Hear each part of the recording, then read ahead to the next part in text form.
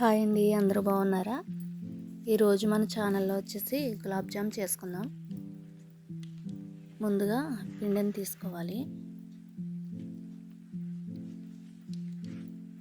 పిండిని కొద్ది కొద్దిగా వాటర్ పోసుకుంటూ స్మూత్గా కలుపుకోవాలి. చపాతీ పిండిలా గట్టిగా కలుపుకోకూడదు.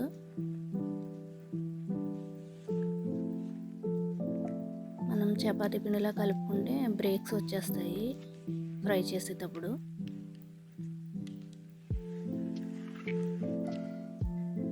మొత్తం పిండిని కలుపుకొని ఒక 20 మినిట్స్ పక్కన పెట్టుకోవాలి.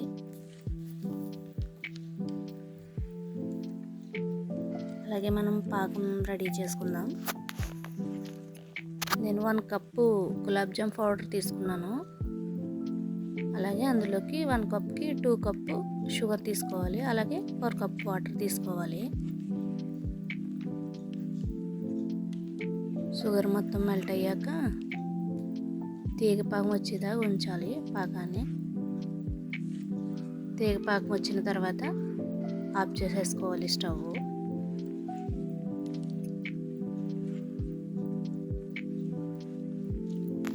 అలాగే పాకంలో 1 స్పూను ఎలాచి పౌడర్, 1 స్పూన్ నెయ్యి వేసుకోవాలి. పక్కన పెట్టేసుకుందాం. స్టవ్ పైన మూకుడు పెట్టుకుని ఆయిల్ వేసి ఆయిల్ వేడయ్యాక మీడియం ఫ్లేమ్లో పెట్టుకుని స్టవ్ని బాల్స్ రెడీ చేసుకున్నాం కదా, ఒక్కొక్కటిగా వేసి వేయించుకోవాలి.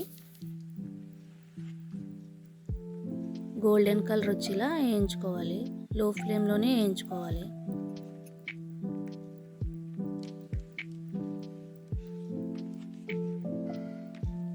మన ఛానల్ కానీ ఎవరైనా ఫస్ట్ టైం చూస్తున్నట్టయితే ప్లీజ్ సబ్స్క్రైబ్.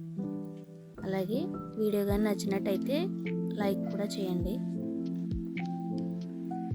సపోర్ట్ చేయండి.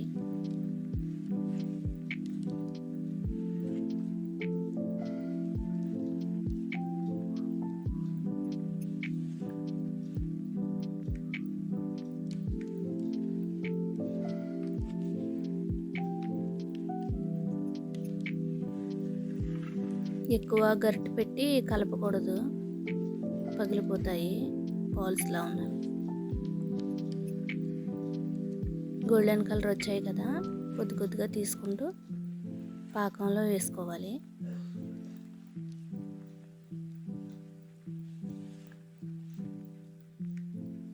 కొంచెం కొంచెం పాకంలో వేసుకోవాలన్నమాట.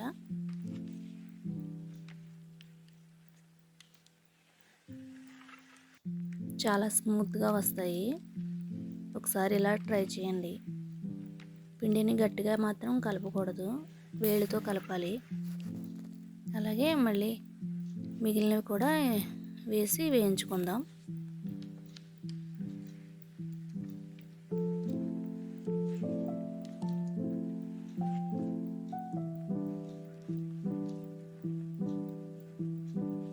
ఎంతో టేస్టీగా ఉండే గులాబ్ జాములు రెడీ అయ్యాయి. మీకు కూడా ఎలా నచ్చినట్టయితే ఒకసారి ట్రై చేయండి. నా ఛానల్ కానీ ఫస్ట్ టైం చూస్తున్నట్టే please subscribe. Thank you for watching. Bye.